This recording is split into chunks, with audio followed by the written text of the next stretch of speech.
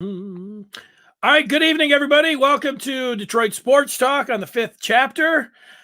I'm Dennis, and that's Adrian, and this show is presented by CashToBitcoin.com. Adrian, what's going on? How are you? Well, good, man. Just do dinner in there, getting ready. I'll eat after the show, but ready to talk some good sports. Adrian Myers, and I'm Dennis Fithian. That's the way it goes. Keeping the score. Adrian here now every Thursday throughout the show, and it's great to have him in. And we've got a lot to talk about here tonight, including last night. It was a showdown between two top picks, and we've got some hockey. And, of course, the Lions are back in action, and they're taking on, I'm going to be presumptive here, your childhood favorite team that you're still a fan of. Absolutely, Pittsburgh Steelers. All right, so we will get to that in the third chapter. If we can get, we have Detroit Sports Talk. We do have Rob, who's in the background. I don't know if he throws up the book automatically, if he can do that or not, but we just gave you the audio version of our book, and those are brought to you by our title sponsor, CashToBitcoin.com. You see them right there at the bottom of the screen, and you're a lot like me. You're like, you see like Matt Damon, you see Tom Brady, you see all these guys getting involved in cryptocurrency, and you want to know how to get involved as well. I'm here to tell you how to do it. You go to CashToBitcoin.com. That's cash, the number 2, Bitcoin.com.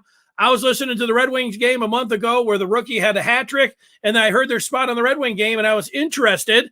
And now you just say, hey, CashToBitcoin.com. They're one of the fastest and largest growing crypto ATMs in Michigan. They have hundreds of locations in Michigan and beyond.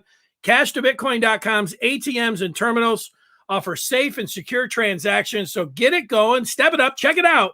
Now is the time, folks. Remember it and use it as we get close here to the holiday season right around the corner. CashToBitcoin.com. Hey, Dennis, I was ready for this Cade and Jalen matchup, for the first time, number 1 and 2 draft picks. You tell me what you thought of last night.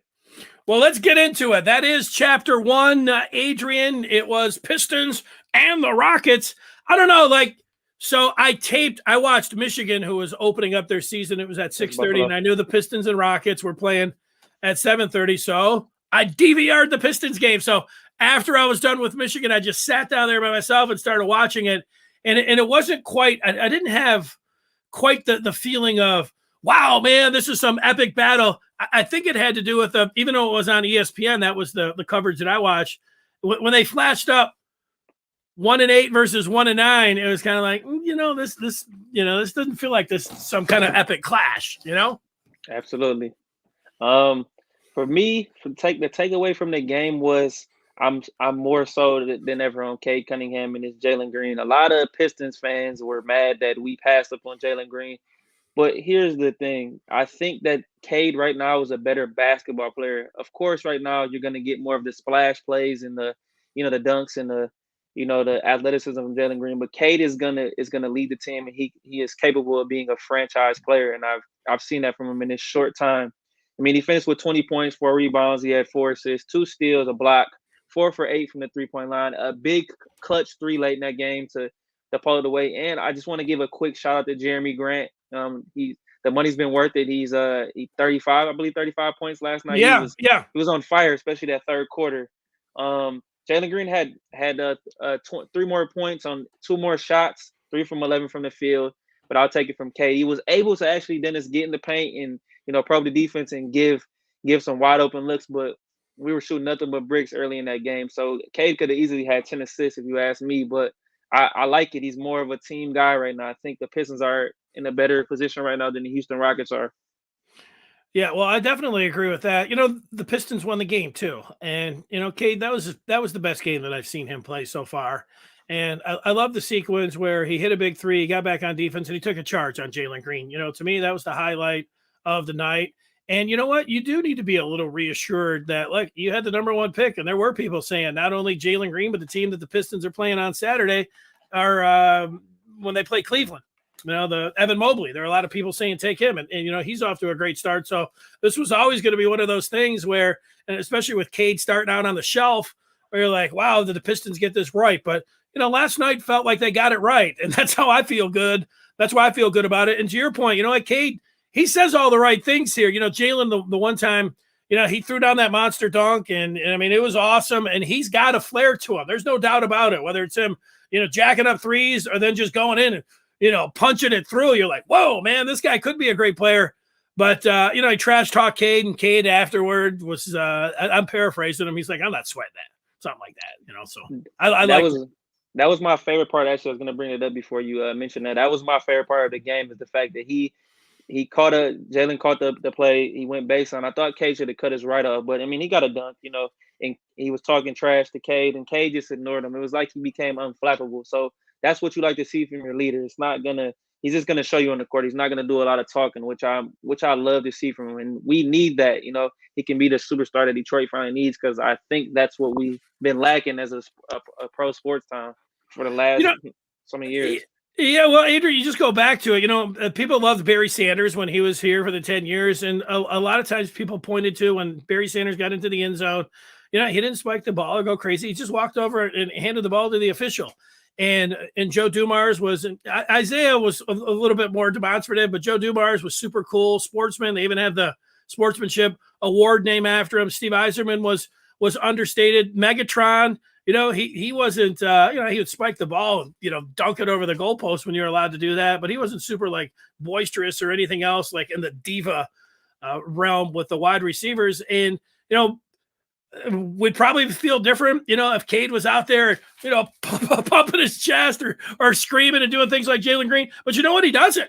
He's kind of level dude and kind of talks like, hey, and says all the right things. So he just fits Detroit, and it feels good. And last night, it felt good for all those reasons that we're talking about here. I wonder, the Rockets, they're showing John Wall. There's like, hey, John Wall's available to play, but, they've come to an agreement that, they're just going to put him on ice until they find a deal. It's like, the Rockets are 1-9. It's like, are the Rockets, they're definitely look like they're tanking again. I wonder, Adrian, so the Pistons, they could have lost the game last night. They didn't. So they get the 2 wins, but only Houston and one other team, the Pelicans of all teams, have 1 win. I know they don't want to tank because, somebody's going to want to get out of there.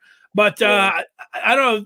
Does it feel at all at any point like, hey, maybe the Pistons would be just better off, doing like they did last year, being in games, resting their number 1 overall pick and go and get another big pick? No, because I feel like you're going to stunt the growth and development of Sadiq Bey and Cade Cunningham. And then we have to see what we're gonna get from Killian Hayes. He hit a 3 early in the game, but like I said, Dennis, last weekend, I'm not sold, man. I don't see it. There's no aggressiveness. There's no willing to I just don't see him the greatness, and I can't see it for whatever reason. And I'm trying. His defense is not great. He doesn't give you much when he's out there, So I want to see him and Cade play together, but like I said, I just don't think that's gonna work, and that's really, I think, going to stunt the growth of the Pistons right now, because I think Troy missed on this. Well, you could be right. Dwayne Casey was saying some nice things about him, after the game. Like, hey, but what's he gonna say? He doesn't want to treat him like Ben Simmons. Like, we don't know if we can win with him. A little bit too early for that. Here's Beth on the feedback talking about Jalen Green. He's a shooter, and that appears to be it. Cade's a floor general, very mature. He's a more complete player.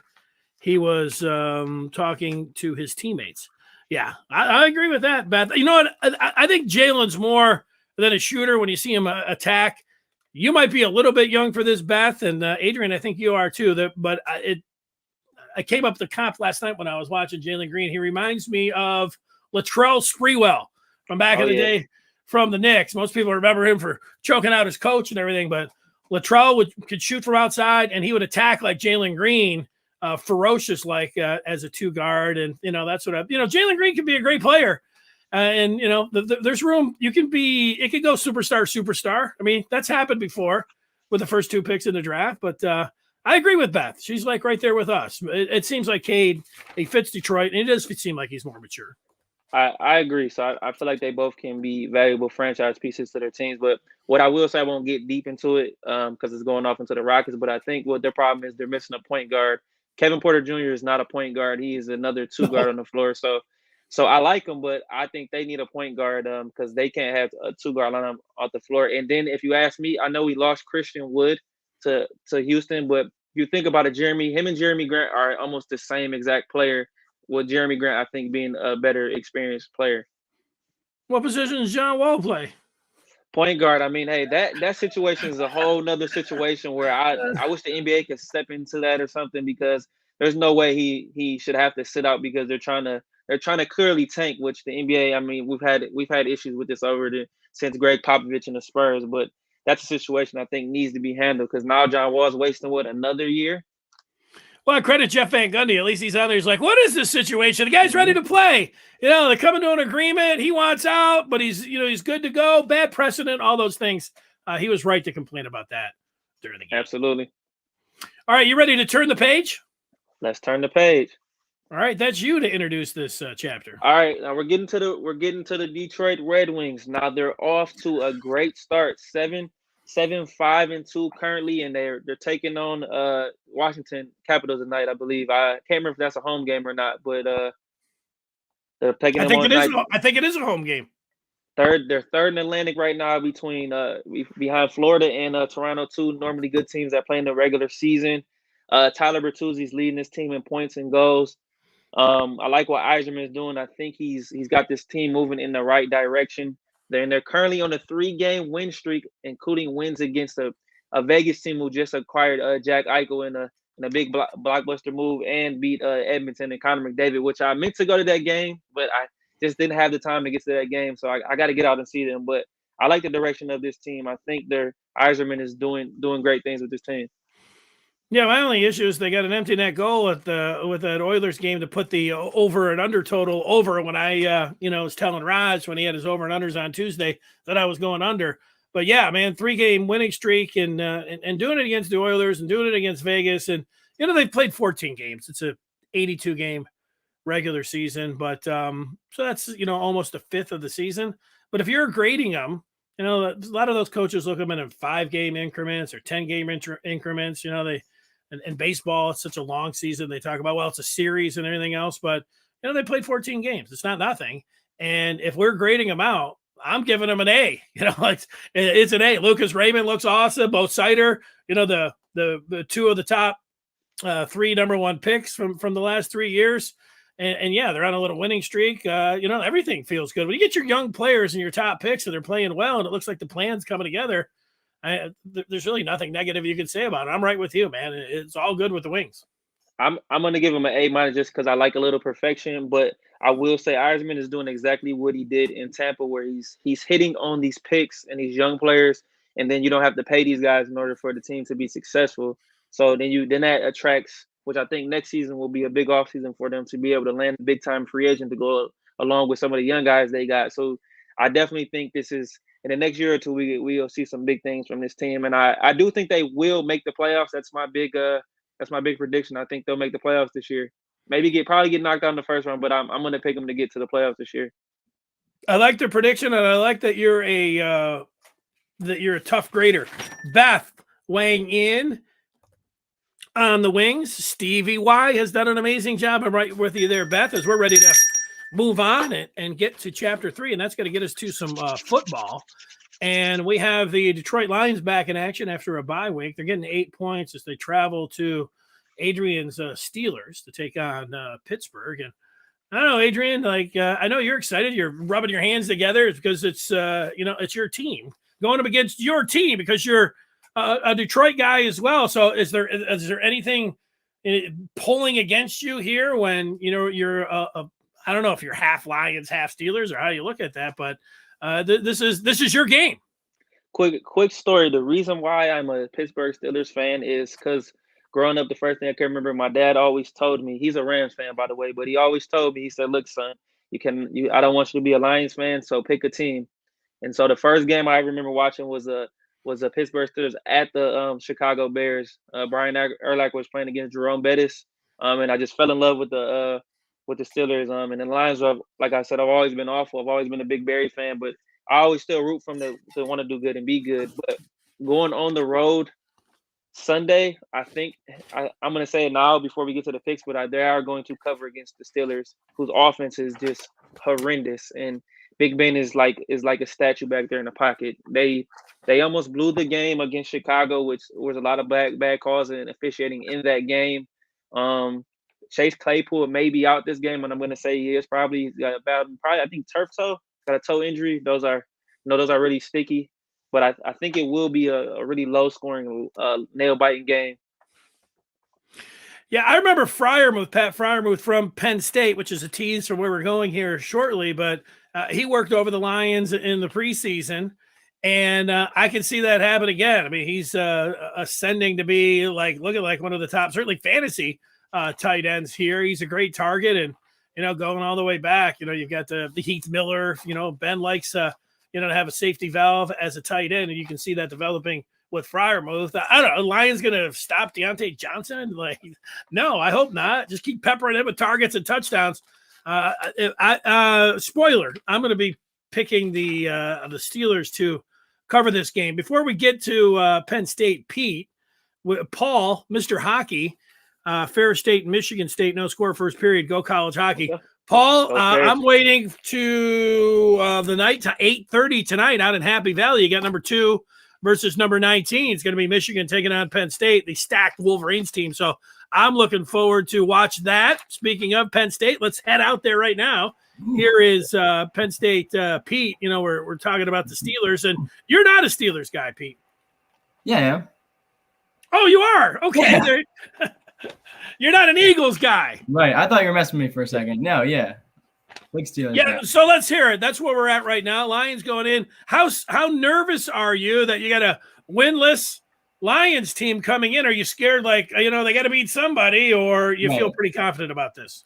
No, I'm definitely scared. Adrian, you'll know, the Steelers, they always, at least once a year, they always play down to competition, but there's always one game a year that they totally blow against an inferior team, and it's just the worst. So I don't think this is going to be it. I think the Lions are just too bad for that. But saying that now, I wouldn't be surprised if Tuesday we came back and the Lions pulled something off. Yeah, I'm rooting for Ben Roethlisberger. Maybe I get sentimental. You get older, you see players that have been around so long. You're just like, hey, you just want to see them have success, and Big Ben's been around so long, and he's never been really nimble or anything, but he was that close to put that game away against the Bears when he was diving for the first down. He still wants it. Yeah, I don't know. You say he was never nimble. Obviously, he was never Lamar Jackson running around, but in his young years, he was back there making some plays, avoiding sacks, taking hits, running a little bit. Obviously, he was always a big dude, but he was something to watch when he was younger. I agree.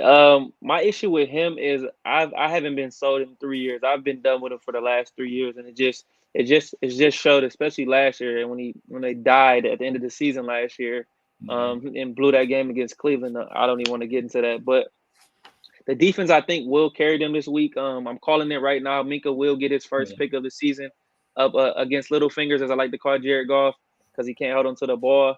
But Najee Harris was actually on the injury report today. I just looked at it. They said it's a foot injury. I don't think it's anything serious. But the Lions match up an advantage, I think, in this game is DeAndre Swift on Devin Bush and Joe Schobert. Because if I believe so, Swift leads the NFL in catches for running backs, and nobody's been able to stop him all year. So the Lions can stay in the game a little bit if they can take advantage of putting Swift in the slaughter, get him out in the flat and getting some moves out, because our slot corner Arthur Mollett is not good. So Lions can take advantage of that and even put Hockenson in the middle of the field. But the Steelers, I think, are going to come in and try to run the ball down the Lions' throat, because I think they can do that, because the offensive line seems to be getting better. Yeah, I think it'll be an interesting matchup. You got Swift and Harris, and then you also got Fryermuth and Hockenson at tight end. I think those would be two interesting matchups. Obviously not going against each other, but running back versus running back, tight end versus tight end to watch and see who does better in this game.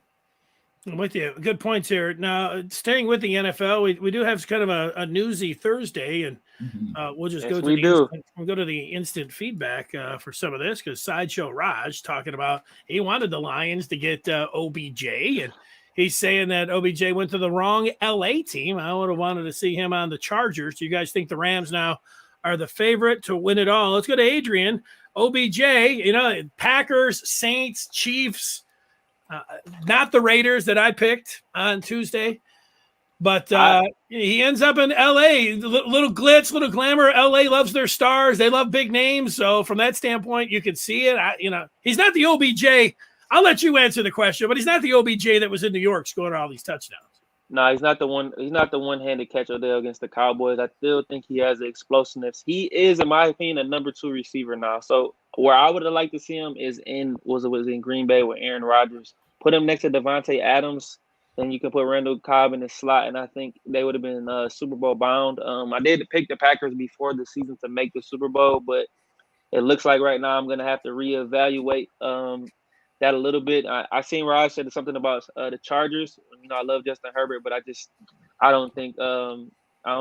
it's too big for Justin Herbert to deal with OBJ's personality.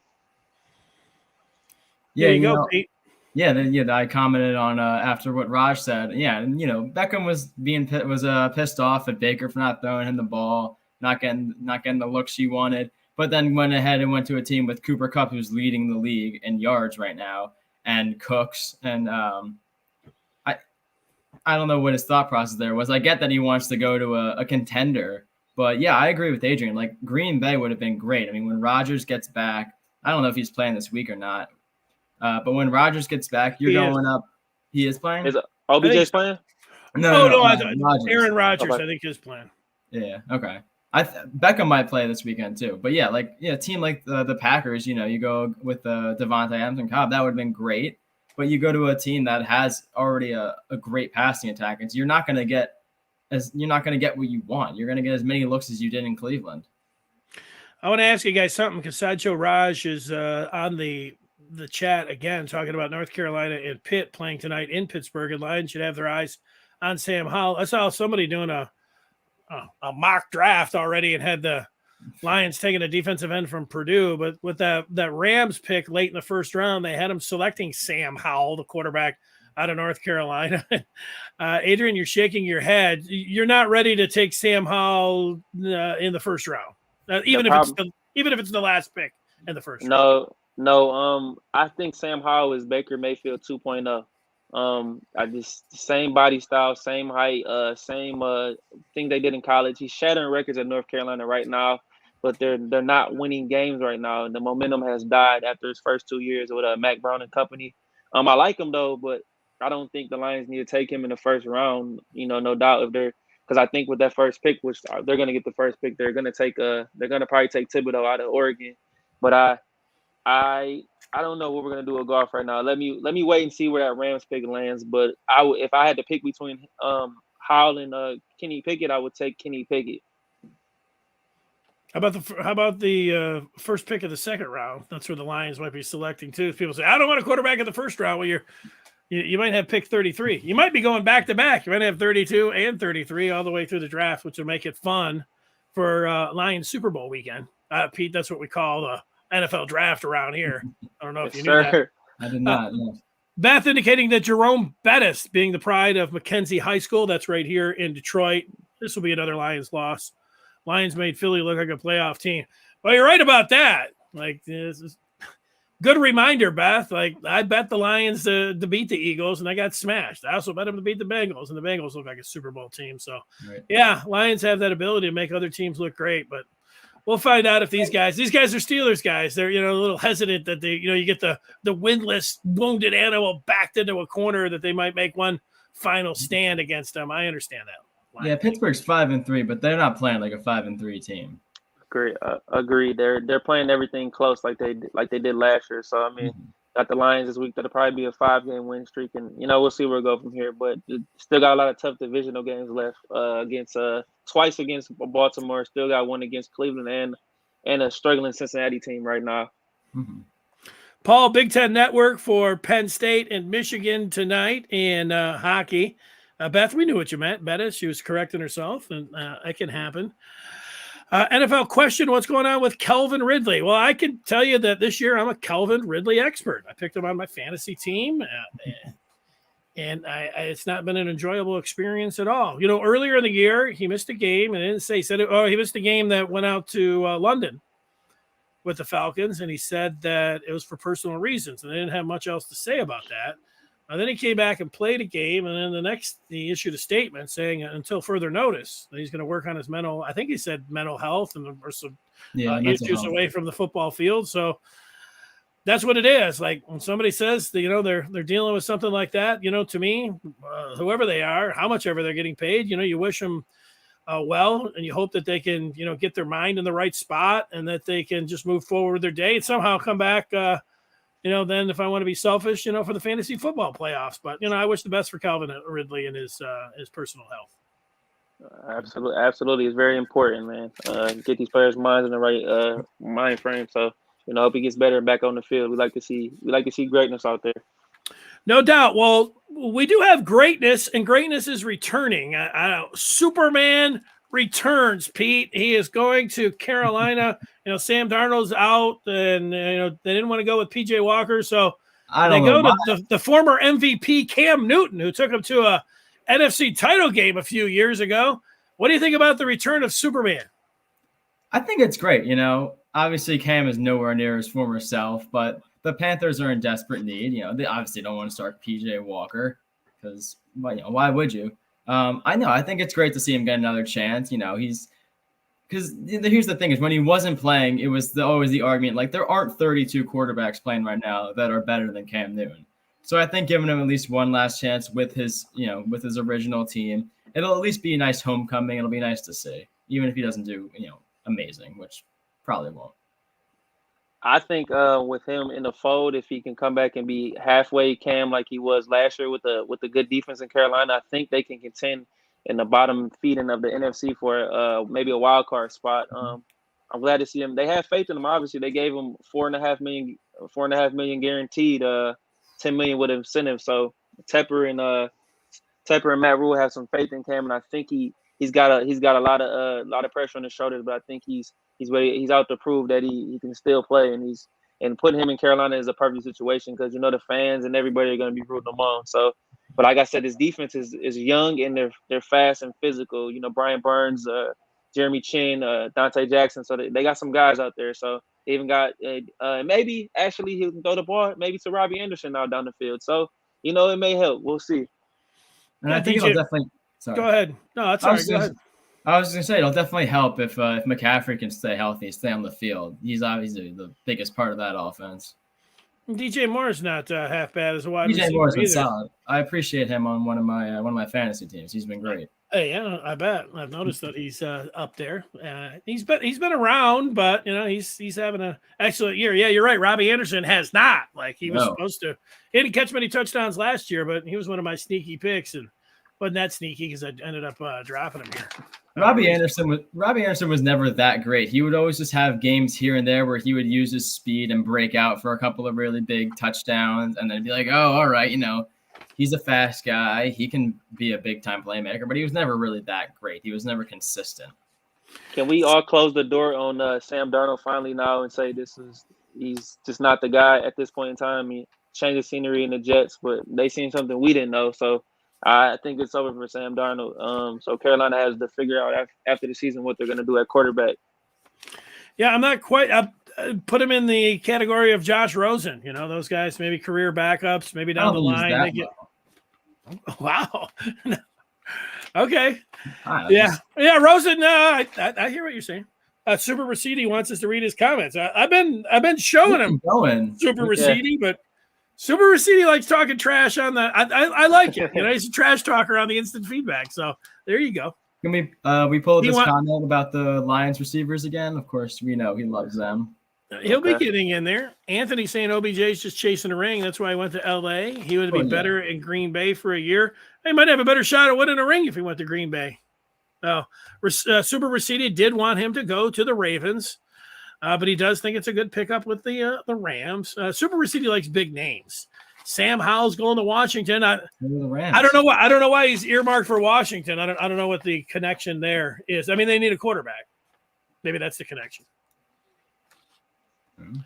Here's Paul talking about some Michigan hockey again, saying, yeah, they're on the Big Ten Network. Oh, so let's get all of this feedback in before we move on. Super Raciti saying, looking for wide receivers to show up and show out, especially with Amon-Ra St. Brown being moved outside wide receiver, but Detroit will lose. All right, Super Raciti. It's a damn live show. Nobody's leading Super Raciti's comments. He has a laugh there. And Anthony says, Cam back to a bad O-line where he's going to be running for his life every game. Yeah, I don't think anybody's I think maybe a game or two might see the old Cam. But, for the most part, Cam Newton was an MVP. He's not an MVP anymore. You think Cam lasts the rest of the season, or does he get hurt, miss a game or two, or whatever? I think he'll make it through. I think he'll make it through the season because they got 9 games left. Yeah, I think he played for the Patriots last year and did all right. I always wonder if because he's not that old of a guy. He has taken some shots there, but I just wonder if it's the shoulder and if it ever could get better there. It's just he's had issues with that shoulder. Oh, maybe he's feeling a little bit better. He comes in fresh. How old is he? I guess 30. 32 or 33. Let me double check that. 32. Yeah, now that sounds really old until you start talking about Roethlisberger and how these quarterbacks, Aaron Rodgers. He's only 30. He's only 32. He'll gonna be 33 until May. Yeah, a pretty good flyer actually to take if you're Carolina, bringing back the old QB, making another run at it. I like it. That's the best move they could have made. I agree. Speaking of real quick before we move on, since the Lions are moved St. Brown out the wide receiver, is Josh Reynolds playing Sunday? They just picked him up off the street. Maybe. I'm gonna assume he's gonna play. So. Okay. All right, we'll keep an eye on that. I think Josh Reynolds is their best wide receiver, and he's just coming in. Going to play Sunday against the Steelers. All right, that's you, Adrian. All right, we're going to talk about the college football playoff and Michigan and Michigan State rankings. I'm going to jump right into it real quick. I think the rankings are a joke. Like we tune in every Tuesday to see these rankings. And, I'm a Michigan guy, obviously feature a Penn State guy, then sure a Michigan guy. But Michigan should not be ranked ahead of Michigan State. Their records are similar, and Michigan State got moved back one because the committee decided to do the opposite with Oregon and Ohio State moving Oregon based on head-to-head matchup, but they flipped it. So that's my only beef with it because the rest of it's going to take care of itself because Michigan always playing Penn State this weekend. Then we got Ohio State playing Michigan State and Michigan back-to-back. But it's just I don't know. I try not to get too deep into the rankings, but it's all over the place, man. Did it rile you up at all, Pete? Yeah, I mean, whatever. Penn State's not even in the conversation anymore, but I agree. They should be ranked, by the way. The rankings are frustrating. I 100% agree. You see teams that have only lost one that are ahead of teams that haven't lost yet, and it's just because they're a bigger name, and it's like, yeah, I get it. You really compare these teams, you think, yeah. So this team A is definitely better than team B, but they're undefeated. So you got to at least give them that. Yeah, for me, it's been a couple of years here where, you get excited to watch that college football playoff show. And then you're like, wait a second, what are these guys doing? I think the worst part about it is this is my favorite sport out of all of them, college football, narrowly over pro football. And these are the gatekeepers. And this is the display that they're putting on. Herb Street and those guys, they should put a big red nose on when they're out there and, talking about it, and maybe put one of those Desmond should put one of those Joker masks on when they're over here goofing around and put Michigan in front of Michigan State when State just beats them. I mean, come on. It is great. The fans, they love that stuff, trash talking back and forth. But, it's a lot of nonsense. What it tells you that if there ever is a big spot and anything where we're looking at all these different numbers and anything, those guys are just sitting around saying, we can do whatever we want. We just look at it. And we can make up whatever we look at. Oh, we put Michigan in front of Michigan State. So, yeah, hopefully they get to the 12 team. I thought it was going to water it down, but the more you look at it, the more you want to see Cincinnati get a shot and expand it out a little bit. And it does take a little power away from clowns like this, where at least you have a chance to get more teams in there and you can prove it out on the field rather than having this sideshow. Nothing against Raj, but this sideshow of this committee. which has been a clown show. Yeah.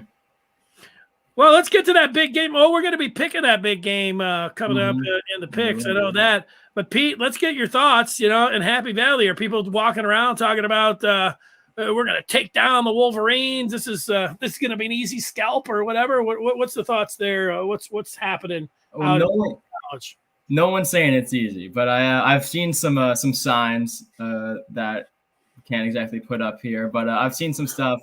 And I'll tell you, the store I work at, sells a lot of, Penn State merch, a lot of whiteout stuff. That's the busiest I've ever seen it on a Thursday afternoon. So there are people coming in and they're getting ready. Yeah. If I start breaking it down and start looking at, Penn State, they don't have a running game. They're going to throw it all the time. Michigan does seem like they have that sets up at least defensively for them. Their secondary's played well, but what makes a secondary play better is if you have pass rushers that can get to the quarterback, and Michigan has the Jabo on one side and Hutchinson at the other, and they've been meeting at the quarterback. So I like how it sets up there. Meanwhile, Michigan likes to run the ball. Travion Henderson put a $150 up on that Penn State defense, and I don't know, how many yards did Illinois run for? 350 or something on you guys? Yeah, 300 something. It was ridiculous. So I don't know. Hassan Haskins, a one-man show. Michigan's going to have to throw at some point, but it looks like, remember, right. Chapman was on with us Tuesday talking about how good your guys' secondary is, and I think he's right, the safeties and the corners. But, Michigan wants to run the ball, and Penn State's not that great against the run, and I think Michigan, it sets up nice for them on defense. I like the Wolverines. Big surprise. Yeah, sorry, go ahead, Adrian. No, I like the Wolverines as well. Like Dennis was saying, Haskins is going to be probably a one-man band. I know we don't know the status of Corum or Edwards, so, Harbaugh makes that stuff very hard to understand until game day. But they are going to have to throw, but I think Haskins will be able to run for over $140 against Penn State. Maybe 2 touchdowns, and they're going to have to because they're going to have to bring these safeties down and these linebackers up because they do have an experienced secondary with Joey Porter Jr., Jaquan Brisker. So got Castro Fields. They got some NFL guys in that secondary. So even the outside linebackers. But Michigan's gonna have to punch them in the mouth early and often in order to get this W because this is not gonna be an easy victory. And I think they'll be able to get after Sean Clifford. I still don't think he's healthy all the way. No, he's not. Obviously, if he was, you guys would be in a way better position right now than you would be. You would have beat Iowa, which we're not. I know that game was, bad for you guys, and even Illinois game. But that's my take, and I think Michigan's going to win by 7. So, well, Pete, are you like you didn't go to the Illinois game? You decided, let's just hang out in the dorm. I'm sorry, you going to go to this game or what? Absolutely, and also. That was not my decision. I just didn't want to go alone because it would have just been me. Obviously I could have gone. But I do want to touch on a couple of things you guys mentioned, and it was the Penn State run defense. Yeah, with PJ Mustipher out for the season, that's obviously crumbled in front of their eyes. But I think they've made small steps to fixing it after the Illinois game. It still hasn't been great, but there's been a little bit of that progress. And then, Dennis, you also mentioned the Michigan pass rush, which with Sean Clifford not being healthy, he's not as agile. He won't be able to scramble. He already has terrible pocket awareness, and that rush is going to get to him, and he's going to just be even more inaccurate than he already has been, and which is going to limit their main guy Dotson not going to be able to get as many yards as if maybe he was a little bit more healthy, maybe fit a little bit more time in the pocket. Strong points, Pete. I hope you enjoy the game, and just remember 25 of the maize and blue, and he's rambling up and down the field there at State College. All right, Rossetti is like mixing movies here, Superman and Return of the Jedi from Cam Newton. I like it so much that there it is on the screen. It's a good one. Meanwhile, Sideshow getting in. Lions might take Brandon Peters in the second round. Now, come on. Come on now. Come on. Oh, God. Yeah, I don't know. Just as so usually you say, second round, maybe you take a flyer. But when you're picking, they might be, they're going to, I would say it's safe to assume that they're going to be picking first, second, or third. I don't want to take a quarterback. So in the third round, maybe you're starting to think about, but then that feels like a second round. Maybe a fourth. I think punting on quarterback and waiting to the following year, this is going to be a year from now. I think we're going to be sitting in a very similar spot with the Lions with a win or two and saying, hey, what quarterback are they going to take now? Hey, and now that I think about it, if you're talking about Brandon Peters, look at Joe Milton. He transferred to Tennessee and got benched for Hendon Hooker, who was having a phenomenal season for Tennessee, by the way. So I'm looking back at all the quarterbacks that Harbaugh has recruited. None of them have panned out. You go back to Spate, you go back to O'Corn, which is, that's a different time, but it's just wild. Like, I just thinking about it, it's just supposed to be the quarterback whisperer, but we haven't had anything since he's been here. Well, that's true. They do have, just like Michigan State's playing Maryland this weekend, then they're going to be at Ohio State, and then they'll play Penn State. Spartan fans thinking, hey, can we win all three of those? Probably not. 2 out of 3, maybe. And I think, Michigan's looking at it the same way. I don't think you think that Michigan's going to beat Ohio State, but they can beat Penn State, they can beat Maryland, and that's, and if they can take care of the first 2 going in, where like it used to be, where you feel like you've got something to play for. I mean, that's not all you ask, because you do ask that they don't give up 60, points, but if they win the next 2 and keep it under 30 or something, or keep it in the single digits, I mean, that's what I'm asking for right now. I think Pete's Penn State team they found the perfect game plan for blueprint to kind of slow Ohio State's offense down. Trying to make CJ Stroud look a little more mediocre, and even Nebraska. I'll give Nebraska a lot of credit. The defense is playing phenomenal, but that offense, man, is bad. The kicking game is bad, but the blueprint, Ohio State looks a little more normal on offense. So, like Dennis said, I hope Michigan can at least keep the game close, where it's at least I don't got to look up in the third quarter and be like another disappointing year. So, I just keep looking at these wide receivers. Bancaro, that guy went for whatever he went for. Garrett Wilson was out. Olave's great. I mean, it's hard to think about that when you're thinking about the Buckeyes. But I don't have to think about the Buckeyes. I'll tell you what, Michigan State has to make sure they don't overlook Maryland this week with Ohio State coming up, because yes, they should easily win this game, but you could always overlook a team and slip up, and then your playoff chances are gone. Well, we hope that they do slip up, Pete. That's the thing. We hope they are overlooking. Well, yes, I'm saying, for Michigan. Oh, yeah. They're hoping that's a Spartan fan. She's hoping that doesn't happen. I would love to watch them mess this up, especially just after Penn State beat Maryland. There she is. Michigan State was ranked too high at 3. I'm a Michigan State grad. Well, they were undefeated, and they beat Michigan, who was up there. I thought I would have put them at number 2, Beth. I mean, like, at that point, I thought that they were. I would have put them in front of Alabama. The thing is that you always do in that college football playoff, that Alabama's playing Georgia, so they didn't even need to be in the top 4. You're going to put them at 5 or 6 because if they beat Georgia, then they would jump over those teams and get in there anyways. And the worst part about those guys, I think they all get paid money in that committee. They sit around eating shrimp cocktail and stuff like, drinking beers, putting it on the tab, like, hey, who are we putting out there? It's like, there's a lot of waste of money. That might be the biggest one. Where do we get an application for that job?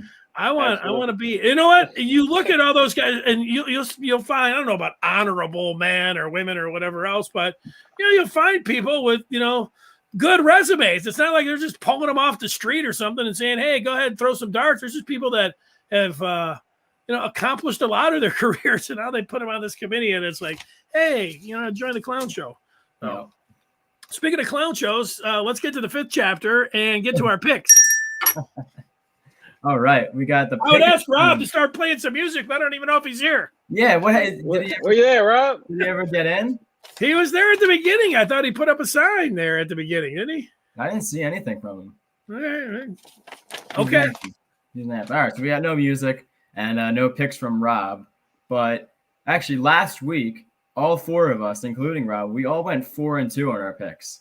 I know we had different opinions on some of them, but worked out in the end. We all had 4-2. So good job, gentlemen. Yeah, I agree with you. So what are we looking at today? Let's get to them. Let's do it. Yeah. So let's start off with what we chapter 4, what we were just talking about. We got Maryland at MSU. We got Michigan State with -12. So Adrian, why don't you start us off?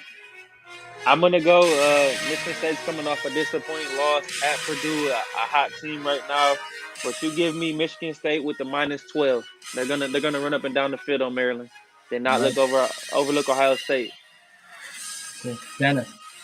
I'm taking the Pete plan. I think that Maryland's going to be looking ahead to Ohio State, thinking they already got this dub, and Talia Tungavailoa. Maybe I like Michigan State to win it, but a couple late touchdown passes to cover for me. Give me the Terps. Yeah, I like essentially what Penn State did to Maryland last week. Maybe it's close in the beginning, but then they kind of pull away at the end. So give me MSU on this one. Give me the point. Ooh, I'm a lone wolf. No Rob, of course, so we don't get his picks. Moving on, I'm saving the big game for last. So moving on, we got Purdue. We got at Ohio State. Purdue's coming off the win versus MSU. The spread is -21 for Ohio State. So I don't know how we're feeling about that. Adrian, why don't you start off? I'm gonna hate this pick, but I'm gonna go out on a limb and I'm gonna say Purdue's gonna ride the hot streak. They have the most wins as a unranked opponent against top 5 teams. Jeff Brom's gonna go in there and they're gonna cover. They're gonna lose, but Purdue's gonna cover that +21. Say to be a 14-point game. Ohio State will still win, but it will be in a little dramatic fashion. As that Purdue defense is not bad. I know they got the offense with who's gonna stop David Bell. That guy is a stud, and I'm going to say it again like against Iowa, but give me Purdue and the points. Yeah, Purdue's got an excellent defensive end as well. I think they can keep it within 21. I'm with you. I stopped the music because that's technically NFL music, and we're talking college football, so I'm saving it up. But give me the Boilers 2 weeks in a row. Boiler up. Yeah, I think we might get a good shootout in this one. I'm also going to take Purdue to cover at least. They might pull something off. They might pull off something crazy here. You never know. Wow, talk something crazy. That is crazy. Talking about. I mean, hey, they did it to Iowa. They did it to MSU. I'm not saying they will. All right. But I'm saying, hey, if someone's gonna do it, it might be Purdue. Okay. All right. Let's not. Now we're going. Now you got it. There we go. All right, let's get to it. We got Michigan at Penn State. Started off, Penn State was -1 favorite. Now it's switched over, and it's Michigan -1. Dennis, why don't you start off with this one? Well, it's just a tough game to pick because, Michigan started out as a 1-point favorite, or Penn State did. Now Michigan's a 1-point favorite. Nobody really knows what's going to happen in this game here, but I think Michigan will be able to run the ball with Hassan Haskins, and I think their defense with the Malachi crunch from Hutchinson and Ojabo will be able to get to Sean Clifford. I think that's going to be just enough. Michigan has a good field goal kicker, and Jake Moody, I think he'll be the difference. 20-17. Michigan. Adrian? I'm gonna agree with Dennis. Michigan's gonna cover. They're gonna win by a touchdown. I give it 24-17. Go Wolverines, go Blue. I gotta say, the home field advantage. I think it's gonna be enough. They finally got back in the win column. They're rolling. They're here in Happy Valley. They hate Michigan. Give me Penn State. Well, Pete, we can excuse you. Look at him. You're a sophomore at Penn State. If you'd have picked Michigan, your roommates might have come in there and pushed you down or something. So yeah. I appreciate the selection. All right, let's move on to the NFL. We got the Thursday night football. We got Ravens at Dolphins.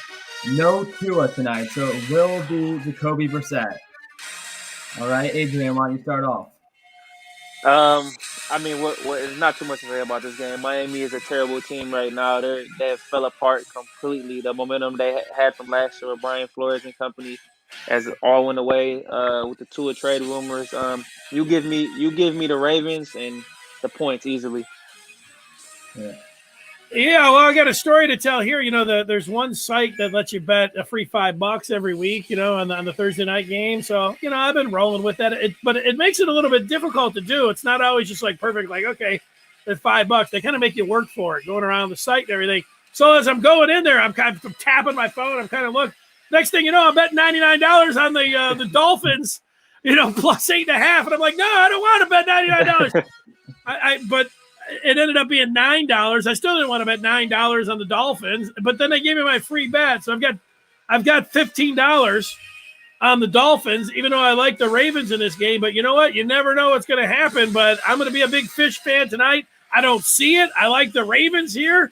But I'm pulling for the Dolphins with a slip of the finger. They won't let me take my bet back.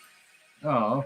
So I'm going Dolphins. Is your bet Dolphins to cover or to win? Also, I don't think I said it. It's not a money line. I get 8.5 points. So okay. All right. I'm feeling a little bit better about it. You're a risky man, Dennis. You're a risky man. Not intentionally, apparently. No. But I don't think this game is a question. I think it's Ravens easily. They should cover this, no problem. Mark Andrews, 2 touchdowns. Everything points to the Ravens. That's sometimes what happens. Sometimes you back into a win when you're a gambler. So I'm hoping my stupid fingers end up making me $15. So we'll see. David in the comments is saying the Dolphins will cover. So we got one more guy. David. There you go, David. Let's go. Let's go, David. Dolphin up. I don't know what else you say about them. All right, let's go. What's the other? We got America's game of the week here. We got Lions at Steelers now. Everyone's favorite Detroit team. Pittsburgh's holding -8. Adrian, why don't you start off? Well, the Lions are coming in winless. Steelers are coming off a short week, and the offense doesn't look great, and they don't put teams away. So you give me the Lions with a +8. Pittsburgh still wins, but the Lions cover. Lions can't cover Freiermuth, and they can't cover Deonte Johnson, and they can't stop the run. Najee Harris, he doesn't sleep on the floor. He's going to sleep in the end zone on the Lions after he scores a touchdown. I think he's going to flip the football down there and take a nap, and he'll have plenty of opportunities to work on his touchdown routine because I think he's going to be in the end zone a couple times. I like the Steelers big. I like them by double digits over the Lions. Yeah, I like the Steelers big too. I'm letting a big game for Deonte Johnson. There you go. 2 touchdowns for him today. I know you were saying Freiermuth. I think he had his game last week. So give me Deonte Johnson this game. Give me Pittsburgh and give me the points. Great route runner, Deonte Johnson. You watch him, man. He is a live wire. He'll juke you this way. You wonder why do they target him so much? Well, he shakes guys out of their shoes, and they go on skates 5 yards that way, and he's always open that way. I mean, I don't know if I've ever seen a guy that can then he's like a fish, a barracuda going through the secondary. He's awesome. He fixed his dropping problem that he had last year, and he's gotten a lot better. It's been good. Yeah, he's close to being where you talk about him. He's the number one clearly in Pittsburgh. Big Ben loves him, but he's emerging where you talk about him being a Pro Bowler. I think they got to find a way to get him the ball more. And I think this game will be that game. Yeah, obviously he's on my fantasy team. The way I'm talking about him, he is. I love him. Let's go Deonte. My favorite Steeler. Deonte. All right, moving on. We got Sunday Night Football. We got the Chiefs at the Raiders, and I really don't know what to think about these two teams. Man, Chiefs are -2.5. So Adrian, go ahead. Man, this is tough just because the Chiefs' offense the last month of the season has looked pedestrian. You scored 13 points against a Aaron Rodgers Packers team. You give me the Raiders. Give me the Raiders to cover and to win. I'm going with the Raiders too. One thing the Raiders can do, they can rush the passer. So Derek Carr's coming off one of his worst game of the season, arguably. I had him in fantasy last week. 2 interceptions, a fumble late in that game. Just a debacle to lose against a very bad Giants team. And Gankwe and Max Crosby meet at Patrick Mahomes like a Jabo and Hutchinson are going to meet at Clifford. Raiders, go silver and black. Just win, baby. Outright, money line. All right, we're going to go with a clean sweep here because I got the Raiders and I got them winning too. The Chiefs have been a sorry team this year, and that defense is horrible. The offense is a shadow of what they used to be. Give me the Raiders, and let's move on. I don't even want to think about this game. All right. Last but not least, Monday Night Football. The Rams, who may or may not have Odell, and the 49ers. We got the Rams holding -3.5. Dennis, I'm going to turn it to you. Yeah, I thought the Rams were a little bit better against the run, but when you look at it, they haven't been, even though they have Aaron Donald and, this collection of superstars. But they played so poorly their last time out. I don't think they're going to play bad 2 games in a row like that. I'm inclined to take the Rams here and lay the points. Give me the Matt Staffords in this one. And, hey, how about Stafford getting another piece? And, man, they just giving him everything he can possibly ask for. I mean, come on. Matt Stafford with a charmed life out there in L.A. But I'll take the Staffords in this one. All right, Adrian. I can second into that one. The Rams are coming off probably the worst game of the season. Stafford's throwing a horrendous pick in the end zone. Kevin Byard picks him off 2 picks. Give me the Rams and give me the Rams big. This 49ers team is falling apart. It's about Trey Lance time. So Jimmy G is going to be out of there after this season. The 49ers are banged up and injured. So, like I said, give me the Rams big. Yeah, I gotta say, I was surprised that there was only 3.5 points. I think the Rams are going to steamroll the 49ers on Monday. They'll definitely bounce back, and maybe we'll see Von Miller. Maybe we'll see OBJ. Who knows?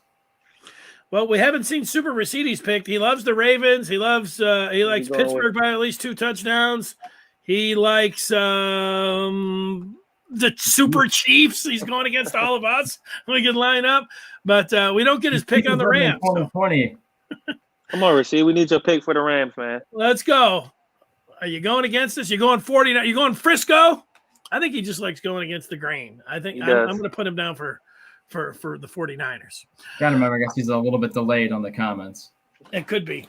Guys, and sometimes it takes me a while when I'm typing things out as well. Yeah.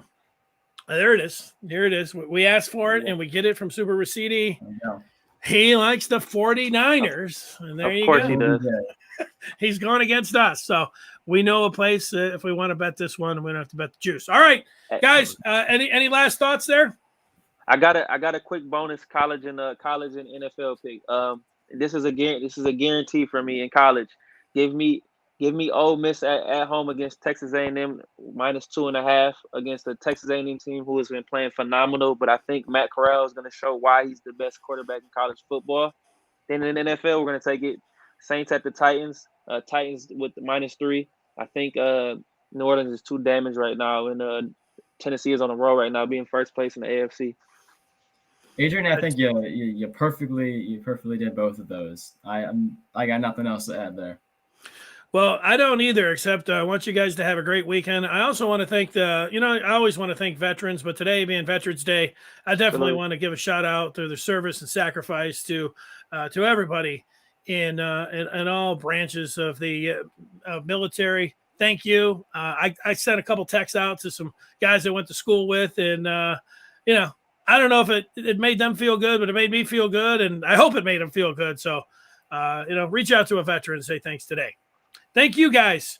We will talk with you on Tuesday. Adrian, it's great having you here on Thursday, and we're just going to keep this rolling and get her going. You guys have a great weekend. All right. All right, fella. Stay